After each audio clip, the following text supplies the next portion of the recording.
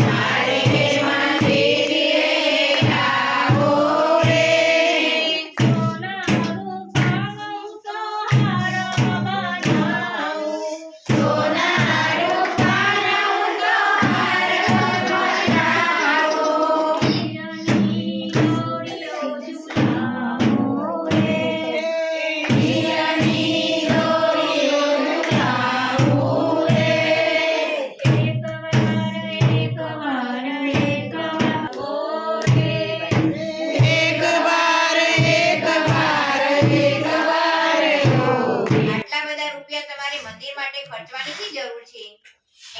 કરતા તો તમે સ્કૂલો બાંધો, હાઈસ્કૂલો બાંધો, કોલેજો બાંધો. સંતોએ પૂછ્યું કે સ્કૂલો અને કોલેજોથી તમને શું લાભ થશે? તો કહે ભારતમાં જે અભણ માણસો છે અને સાક્ષરતાનું પ્રમાણ વધશે તમે સ્કૂલો અને કોલેજો બાંધશો તો.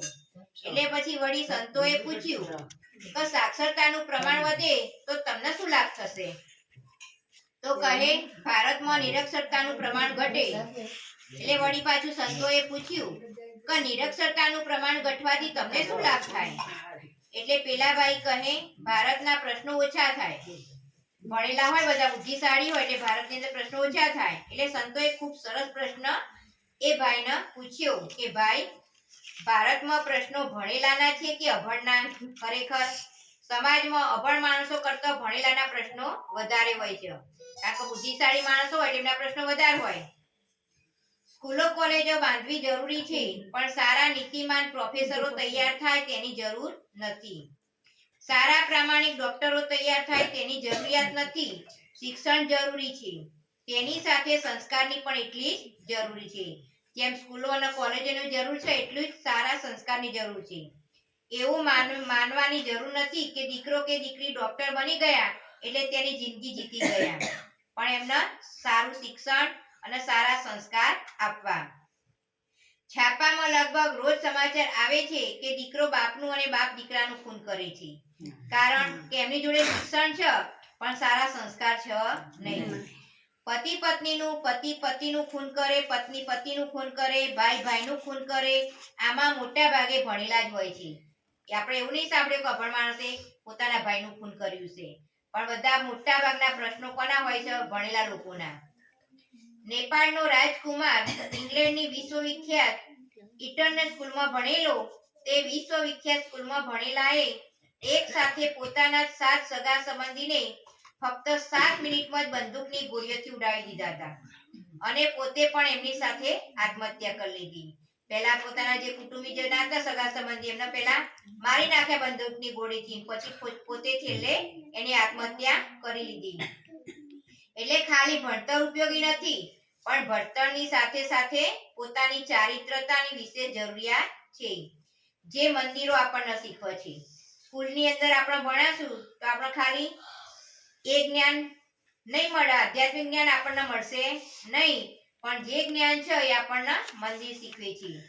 મહંત સ્વામી મહારાજ સ્કૂલો કોલેજો બાંધે છે પણ મંદિરના બદલામાં તે કરવાનું ન હોય. ઉપરથી દરેક સ્કૂલ કે કોલેજમાં સર્વ ધર્મનું સનાતન મંદિર હોવું જોઈએ. તો આપણને એની સાથે સાથે આપણા ધર્મનું પણ જ્ઞાન આપવું જોઈએ જેથી ભણતરની સાથે સાથે ધર્મના સંસ્કારો પણ એમ કે તાજા રહેતા હોય છે. મંદિરોને બદલે હોસ્પિટલો બાંધો. ઘણા લોકોની એવી માન્યતા હોય છે કે મંદિરને બદલે હોસ્પિટલ બાંધો તો વધારે સારું. એક વસ્તુ આપણે વિચારવા જેવી છે કે ભારતમાં હોસ્પિટલો વધે તે દેશનો સાચો વિકાસ છે કે હોસ્પિટલોની જરૂરિયાત ઘટે તે સાચો વિકાસ છે? લગભગ વિશ્વના બધા ડોક્ટરો એક તારણ પર આવીને ઊભા છે કે 85% રોગોનું મૂળ કારણ મન છે. જે મન છે એ મોટું રોગનું મૂળ છે. મનમાં ડિપ્રેશન છે તેને લીધે જ પ્રશ્નો છે. તો તેનું કંઈક રિપેરિંગ થાય તેની જરૂરિયાત નથી લાગતી. આપણું મન છે એ રોગોનું મૂળ છે. વ્યસન કે વ્યભિચારથી મૃત્યુ થતા હોય છે. આજે વિશ્વની અંદર જોઈએ આપણે 10 વર્ષે 80 લાખ માણસો તમાકુને લીધે મૃત્યુ પામે છે, વ્યસનોને લીધે. ફક્ત ભારતમાં 12 લાખ માણસો તમાકુને લીધે મૃત્યુ પામે છે. ભારતમાં 4 લાખ માણસો છે કેન્સરના દર્દી ફક્ત તમાકુને લીધે એમનું મૃત્યુ થાય છે. આપણે કેટલી કેન્સરની હોસ્પિટલો બાંધીશું? અને સન 2022માં તો સમગ્ર વિશ્વમાં 7 લાખ માણસો ફક્ત એઇડ્સને લીધે મૃત્યુ પામ્યા હતા. એટલે કે દરરોજ આશરે 2000 માણસો ફક્ત એઇડ્સના લીધે મૃત્યુ પામે છે. કેટલીક હોસ્પિટલોની અંદર ઊભું કરવાની જરૂર નથી લાગતી કે જે વ્યસન વ્યભિચાર બંધ કરવાની અને નૈતિક જીવન જીવવાની એમની પ્રેરણા મળે. તો આ પ્રેરણા આપણને ક્યાંથી મળે? મંદિરોની અંદરથી. રોગ થયા પછી તેને ટાળવો, સારવાર કરવી તે કરતા રોગ જ ન થાય એવું આયોજન કરવાની જરૂર છે. આજે આપણના મહંત સ્વામી મહારાજ છે એ હોસ્પિટલો દવાખાના ફરતા દવાખાના કરે છે તેની ના નથી પાડતા, પણ મંદિરના બદલે હોસ્પિટલ કરવાની વાત યોગ્ય નથી. આપણને જે સંસ્કારો મળે છે બાળકોને એના આપણા મંદિરની અંદરથી આ સંસ્કારો આપણને પ્રાપ્ત થતા હોય છે. સંતની જવાબદારી ચારિત્ર ઘડતરની છે. તે હોસ્પિટલો કે સ્કૂલ બાંધવી એ સંતનું કે ધાર્મિક સંસ્થાનું નહીં, પણ આ કાર્ય સરકારનું છે. લોકો જે ટેક્સ આપે છે તે સંતને કે ધાર્મિક સંસ્થાને નથી આપતા. બધા ટેક્સ છે એ આપણને આપણા બધા ધાર્મિક સંસ્થાનો ટેક્સ નથી આપતા, આપણા પણ સરકારને આપે છે. દેશના તમામ નાગરિકોના શિક્ષણ અને સ્વાસ્થ્યની જવાબદારી સરકારની છે, નહીં કે સંતોની. ડોક્ટરનું કામ એન્જિનિયર ન કરે કે એન્જિનિયરનું કામ વકીલ ન કરે, તેમ સંતનું અને ધાર્મિક સંસ્થાનું કાર્ય હોસ્પિટલો સ્કૂલો બાંધવાનું નથી, પણ તેમનું કામ સમાજની અંદર જે સંસ્કારો આપવાના છે અને સંસ્કારોના ઘડતરનું છે. ભગવાન પ્રત્યે શ્રદ્ધા જગાડવાનું છે. તે કાર્ય આજે આપણને મહંત સ્વામી મહારાજ કરી રહ્યા છે. છતાંય સમાજની આવશ્યકતા પ્રમાણે હોસ્પિટલો સ્કૂલ કોલેજ બાંધે છે, પણ આજે મહંત સ્વામી મહારાજે મંદિરો દ્વારા હજારોને વ્યસનના અનૈતિકતાના માર્ગેથી પાછા વાળી અને ભગવાનના માર્ગે વાળી રહ્યા છે, જેથી તેમના જીવનની અંદર ક્યારે વ્યસન દૂષણ પેસે નહીં એવા સંસ્કારો આપણને આપી રહ્યા છે. મંદિરો બાંધવાને બદલે ગરીબોને દાન કરવું. અમુક માણસો એવું કહેતા હોય કે મંદિરો બાંધવાની શું જરૂર છે, એ પૈસાથી તમે ગરીબોને દાન કરો ને. એટલે કેટલાક એવું કહેતા હોય છે આપણને. ગરીબો માટે પણ આપની સંસ્થાએ ઘણા રાહત કાર્યો કર્યા છે અને અત્યારે પણ કરી રહ્યા છે અને ભવિષ્યમાં પણ કરવાના જ છીએ. પણ એવું માનવાની જરૂર નથી કે ગરીબોને મદદ કરવાથી પૈસા આપવાથી તેમની ગરીબી જતી રહેશે. આપણે એને ગરીબોને પૈસા આપીશું તો એમની ગરીબી છે એ જતી રહેવાની નથી, પણ એ ગરીબને એ પૈસા આપીને એમની કામની અંદર એમને જોડવાના હોય તો એ રીતે એમની ગરીબી દૂર થાય. પછી એમની અંદર જે ખરાબ ટેવો છે, વ્યસનો છે, જુગાર છે, આ બધા એમના એ રીતે એમને દૂર રાખવાના અને એમને સુધારવા એમનો પ્રયત્ન કરવાનો, તો જ એમની ગરીબી છે એ દૂર થશે. એટલા માટે લોકોને જિંદગી કેવી રીતે જીવવી એ શીખવવાની એ આપણને મંદિર દ્વારા આપણને શીખવા મળે છે. આજે મહંત સ્વામી મહારાજે સેલવાસ, ધરમપુર, પંચમહાલ, સાબરકાંઠા જેવા જિલ્લાઓની અંદર જ્યાં આદિવાસી લોકો રહેતા હોય છે, આ વિસ્તારોની અંદર તો પોતે આદિવાસી તો કેવા હોય કે દારૂ જુગાર આ બધાની અંદર તેમને ખૂબ વ્યસન હોય જ. એટલે આ બધી જગ્યાએ જઈ એમને વ્યસન મુક્ત કર્યા અને સત્સંગમય ભક્તિમય જીવન એમને જીવતા શીખવ્યું. એને કારણે તેમની ગરીબી અત્યારે હાલ દૂર થઈ ગઈ. પોતે પેલા ઝૂંપડાઓની અંદર રહેતા હતા, અત્યારે પોતે પાકા મકાનની ઘરોની અંદર પોતે રહેવા લાગ્યા. મહાન સ્વામી મહારાજ અને સંતોનું મુખ્ય કાર્ય એ છે કે લોકોને ભક્તિમય જીવન જીવતા શીખવવાનું. જો ભક્તિમય જીવન જીવતા શીખવીશું તો આપણા જે વ્યસન દૂષણો છોડી અને ધંધો કરતા શીખશે, નોકરી કરતા શીખશે, ખેતી કરતા શીખશે અને પોતે આમાંથી બચત કરતા પણ પોતે શીખશે અને આ રીતે એની ગરીબી છે પોતે આપોઆપ એમ જતી રહેશે. મંદિરો બાંધવા એ ખોટા ખર્ચા નથી. બધાને એમ લાગતું હોય કે આ મંદિરો બાંધીને ખોટા ખર્ચા કરતા હોય છે. આમ તો મંદિરો વ્યક્તિને સંસ્કારી, શ્રદ્ધાળુ અને ચારિત્રવાન બનાવે છે. લૌકિક રીતે આપણે જોઈએ તો પણ મંદિરમાં આવવાથી લોકોને માનસિક શાંતિ મળે છે. આપણા ઘરની અંદર જેટલી શાંતિ નહીં મળતી હોય એટલી શાંતિ આપણે મંદિરની અંદર જઈએ ને તો એટલી શાંતિ આપણને પ્રાપ્ત થતી હોય છે અને આપણને આનંદ મળતો હોય છે. જેનાથી માણસને શાંતિ અને આનંદ મળે તે ખર્ચ ખોટો કેમ કહેવાય? ગુજરાતમાં 14મી જાન્યુઆરીએ 700 કરોડ રૂપિયા પતંગ ઉડાડાય છે. આપણે ઉત્તરાયણ આવી રહી છે તો 700 કરોડના પતંગ આપણે ઉડાડી મૂકીએ છીએ. કેટલાક લોકોના એક દિવસના ક્ષણિક આનંદ માટે 700 કરોડ રૂપિયાનો ખર્ચ થતો હોય તે સમાજને યોગ્ય લાગે. આપણે જે 700 કરોડના પતંગ ઉડાડીએ ને એ આપણને ખોટા ખર્ચાઓ ના દેખાય. તે સમાજને યોગ્ય લાગે છે તો કાયમી આનંદની પ્રેરણા આપણને મંદિરમાંથી પ્રાપ્ત થતી હોય છે. તો આ જ મંદિર માટે થતો ખર્ચ કેમ વાજબી ન ગણાય? તરફથી અને સરકાર તરફથી ખર્ચવામાં આવે છે. લોકોને ક્ષણિક આનંદ માટે ક્રિકેટ પાછળ અબજો રૂપિયા ખર્ચાતા હોય છે અને અમુક કાર્યોની અંદર પણ પોતે ખોટા ખર્ચા થતા હોય છે. તો જીવનના ઘડતરમાં ધામ સમા મંદિરોના ખર્ચ માટે આટલો હોબાળો કેમ? ભારત કરતા ચીનની વસ્તી વધારે છે, છતાં ચીનમાં દર વર્ષે 100 જ ફિલ્મો બહાર પડે છે, જ્યારે અમેરિકામાં 450 ફિલ્મો બહાર પડે છે, જ્યારે ભારત દેશની અંદર 1250 કરતા વધારે ફિલ્મો બહાર પડે છે. એમ ફિલ્મનો ઓછામાં ઓછો ખર્ચ 40 કરોડ ગણીએ, એક ફિલ્મનો ખર્ચ કેટલો થાય? 40 કરોડ. તો આવી 1200 ફિલ્મોના 48,000 કરોડ થાય. આવા તો કેટલાય ખર્ચાઓ છે જેનાથી સમાજને કોઈ નકલ લાભ થતો નથી. આપણે ફિલ્મો જોવા જઈએ તો આપણને કોઈ લાભ થાય નહીં, ઉલટું આપણને શું થાય? નુકસાન જ થાય. જ્યારે મંદિરોથી આપણા ધર્મનું રક્ષણ મળે, નવી પેઢીના સંસ્કારો જળવાય, મંદિરો દ્વારા સમાજ ઘડતર અને જીવન ઘડતર થાય છે. માટે મંદિરો બાંધવા એ ખોટા ખર્ચા નથી. મંદિરો આટલા મોટા શા માટે? એમ કે નાનું મંદિર બાંધીએ તો ચાલો, પણ એમ કે મંદિરો મોટા બાંધવાની શી જરૂર છે? તો ભક્તોને મનમાં એમ થાય છે કે ભગવાને મને જીવન આપ્યું છે, આટલી હવા આપી, પાણી આપ્યું, અનાજ આપ્યા, જે ભગવાને મને મોક્ષનો માર્ગ બતાવ્યો, જે ભગવાને મારા જીવનના સંસ્કારો રેડ્યા, તે ભગવાન માટે હું શું ન કરી શકું? ભક્તોને ભગવાન પ્રત્યે પ્રેમ છે એટલે ભગવાન માટે ભવ્ય મંદિરો બને છે. વ્યક્તિ પોતાની ક્ષમતા અને રસ પ્રમાણે પોતાને રહેવા માટે મકાન બનાવે છે. આપણો જેવો રસ હોય એવું આપણે મકાન બનાવીએ, પણ ઘરની અંદર એવું મંદિર ના બનાવી શકીએ. આજે કરોડો અને અબજો રૂપિયાના ભવ્ય મકાનો બનાવીએ છીએ. પોતાની આર્થિક ક્ષમતા હોવા છતાં પોતાના પરિવારને કોઈ ઝૂંપડપટ્ટીમાં રાખે તો તેને લોકો કેવું કહેશે? આપણી જોડે અબજો રૂપિયા હોય અને ઝૂંપડીમાં રહીએ તો લોકો આપણને કેવું માને? તેમ પોતાના ઈષ્ટદેવ પ્રત્યેની શ્રદ્ધાને પ્રગટ કરવા ભક્તો પોતાની ક્ષમતા પ્રમાણે મંદિર બનાવે તેમાં શા માટે પ્રશ્ન કરવો? વળી મોટા અને ભવ્ય મંદિરોના દર્શન કરવાનું લોકોમાં અનેરું આકર્ષણ જન્મે છે.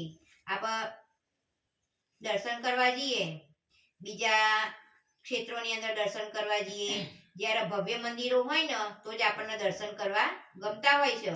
મંદિરને સંલગ્ન પ્રેરક પ્રદર્શનો જોઈને તથા મંદિરનું સ્થાપત્ય જોઈને અનેકને દેશની ભારતીય સંસ્કૃતિ અને ધર્મની અસ્મિતા પ્રગટે છે. અમુક મંદિરો તો એવા મોટા હોય તેની અંદર આપણી જે સંસ્કૃતિ હોય, ધર્મની અસ્મિતા હોય એ આપણને એની અંદર જોવા મળતી હોય છે. જે મંદિરોમાં થતા ખર્ચની સરખામણીએ ઘણો મોટો લાભ છે. એની અંદરથી આપણને જ્ઞાન પણ પ્રાપ્ત થતું હોય છે. દિલ્હી અક્ષરધામની અંદર આપણે મુખ્ય સ્મારકની સામે જ ભારતીય ઉપવન સાંસ્કૃતિક ઉદ્યાનમાં આપણા ભારતના વીર રત્નો તથા સતી સીતા, સતી દ્રૌપદી, સતી અનસુયા વગેરે પતિવ્રતા સ્ત્રીઓ છે ભારતની સન્નારીઓ. એવી સન્નારીઓના કાંસાના શિલ્પ મૂકવામાં આવેલા છે. તમે બધા દિલ્હી અક્ષરધામની અંદર અમુકને દિલ્હી અક્ષરધામ જોયું હશે, અને જેને જવાનું હોય તો ત્યાં અંદર જોજો અક્ષરધામની અંદર એની બહારની જગ્યાએ દ્રૌપદી, સતી અનસુયા આ બધી સ્ત્રીઓના સન્નારીઓના કાંસાના શિલ્પો મૂકવામાં આવેલા છે. ત્યાં તે જોઈને ગુજરાતી પરિવારના બહેનને અંતરદ્રષ્ટિ થઈ ને તેણે એ સ્થળે સૌની હાજરીમાં તાત્કાલિક પોતાના પતિના ચરણ સ્પર્શ કરીને માફી માંગી કે મેં અત્યાર સુધી તમને ખૂબ હેરાન કર્યા છે અને ન કહેવાના શબ્દો પણ મેં તમને કહ્યા છે, તો મને એમ કે માફ કરી દેજો. આ ભારતીય સન્નારીઓના શિલ્પ સમક્ષ આજથી હું પ્રતિજ્ઞા લઉં છું કે હવેથી હું તમને અનુકૂળ થઈને તમારી સાથે રહીશ. તેના પતિને પણ આશ્ચર્ય થયું કે આ ગજબનું પરિવર્તન એકાએક ક્યાંથી આવી ગયું. આવા તો હજારો માણસો જેમનું આવું પરિવર્તન થયેલું છે. લંડનના મંદિરમાં એક વિદેશી પરિવાર દર્શન કરવા આવ્યો અને મંદિરના દર્શન કરી અને મંદિરના બેઝમેન્ટમાં મૂકવામાં આવેલા જે ભારતીય સંસ્કૃતિના એક પ્રદર્શનની મુલાકાત પણ આ પરિવારે લીધી હતી. તેમાં શ્રવણની વાત જાણી અને એ જ દિવસે પોતાના માતા પિતાને એને જે ઘરડાઘરમાંથી મૂક્યા હતા, ઘરડાઘરની અંદર તો પોતે જઈ અને પોતે પોતાના માતા પિતાને ગળાગરમાંથી પાછા પોતાને ઘેર લઈ આવ્યું. તો આ વાત પણ આપણને એક મંદિરમાંથી આપણને શીખવા મળતી હોય છે. આવા અનેક પ્રસંગો આપણને મંદિરોમાં રોજબરોજમાં બનતા હોય છે અને આજે પણ બની રહ્યા છે. આ મંદિરો સર્વથા યોગ્ય છે. શ્રી સ્વામિનારાયણ ભગવાન બોલે જોજો. પ્રેમની પાડી તમે ખોલી તો જયો.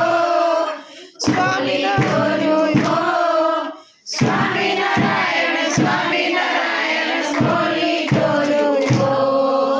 પ્રેમનો પાળ તમે ખોલ્યો, પ્રેમનું પાટીપું મારા સર્વને ખોલ્યો. સત્સંગનો પાળીમાં સમજાવી જોજો.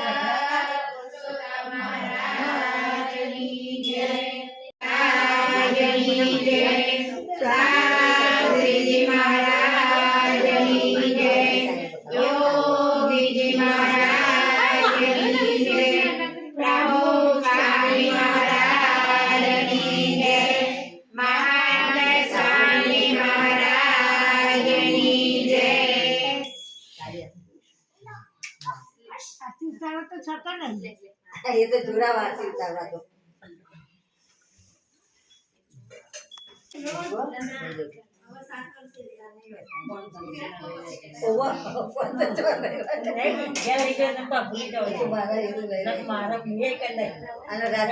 रात्री तो अजूनही वय पडली असेल कोणी रात्री नाही आहो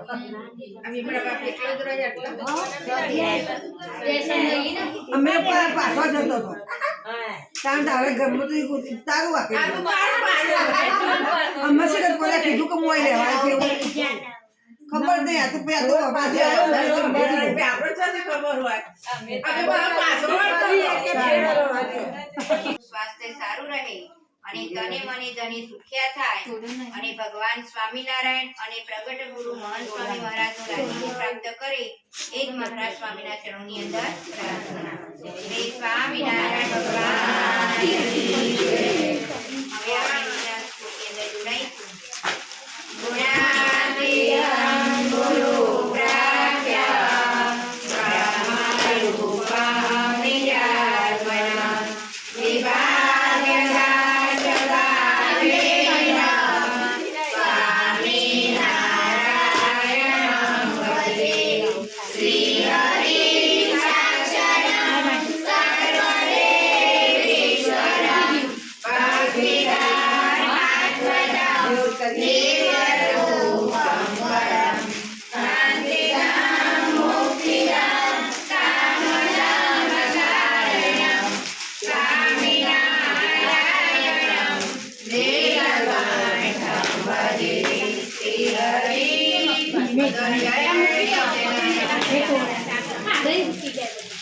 આપણને આજે સ્વામિનારાયણ સભાની સત્સંગ સભાની અંદર કઈ તરફથી આપણને બધું એ શીખ્યા સ્વામિનારાયણ ભગવાનનો ભેટ મળી છે.